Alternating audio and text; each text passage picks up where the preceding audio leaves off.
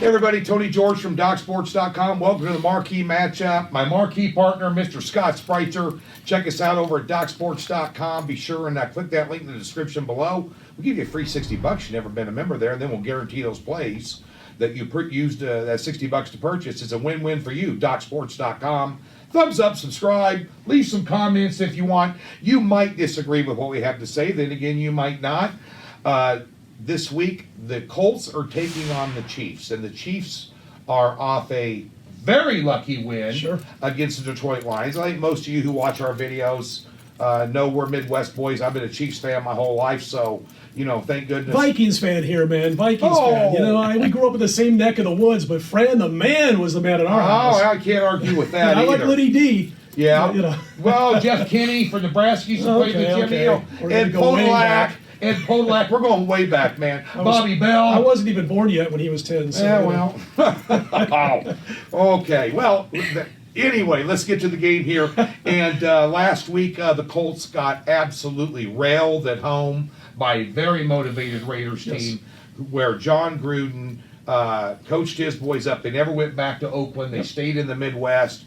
And by the way, they left Indianapolis, flew right to London too. By the way, they're playing the early game in London Raiders, against the Bears this week. But Kansas City, again, you saw the blueprint on how to beat Kansas City, and that is simply run the football. Sure. They are allowing 6 yards per carry in the NFL, and you're laying 10.5, total 57. And the Colts, this is the old adage, so Scott, I will tell you.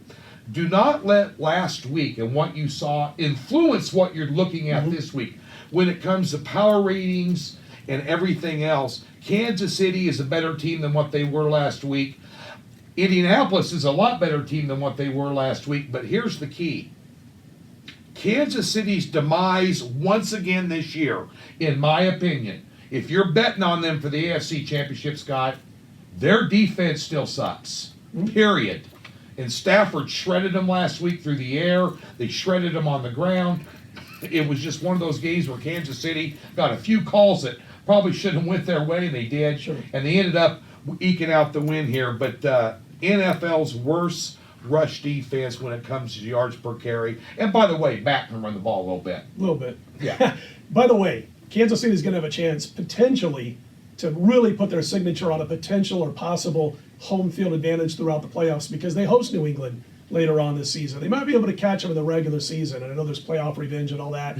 I just don't know if they can get it done with the defensive problems they have against a team like New England when it gets down to crunch time in the playoffs, and you got Bill Belichick creating a defense to stop you like he did to them last year, at least in one of those games. Remember, the first regular season game was just a tremendous. I was watching that at an airport, believe it or not. I had to do a speech up in San Mateo, California, about sports betting. So I'm sitting in the airport watching this incredible 44-41 game or whatever that was between New England and KC on a Sunday night. Here's the thing about the Colts in this game. We know what Tony just said about KC's defense, absolutely spot on. How about the fact that the Colts last week against the Raiders gave up 188 yards rushing on 6 yards per carry?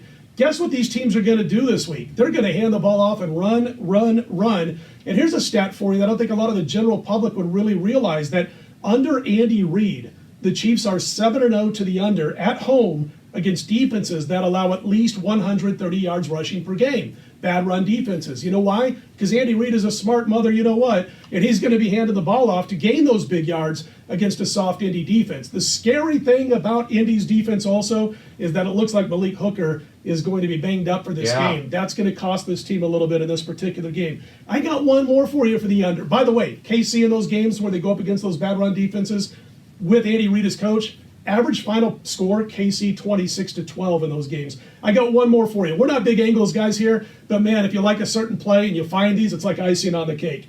KC 12-1 to the under is home chalk is 7.5 to 14 under Andy Reid. Again, they're able to have their way and have their will and push teams around up front, so you see a clock that keeps moving and you see running backs gaining yardage on the ground. That's one reason why I have an opinion here on the under. 2 reasons. I just think they're going to be able to run the ball right at Indy, and Indy's going to have to run the ball because Jacoby Brissett was exposed last week. If he doesn't have a running game, they're in trouble. I will say this about Indy: their top running back, a little banged up, might not play in this week's game. So be sure to check out the injuries later in the week. You smell that in the air? That is the smell of the steak on the grill at Bob Taylor's Ranch House and a nice cold Jim Beam and 7. Because that's what I'm betting, Mr. Spreitzer, because I love the over in this game. I'm going to give you a final Wait, score. you love the over. I said an opinion on the under, so I think you ought to be laying 2 steaks to my 1. I think that's fair, don't you? How about he loves it. I have an opinion. Surf and turf. How about that? There Well, you go. Get steak and throw it 2 in for 1, and and I'll have no problem eating a couple of steaks. There you go. Reed's team, the last 10 games, 8-2 on the over. Indy 3-1, their last 4 on the over.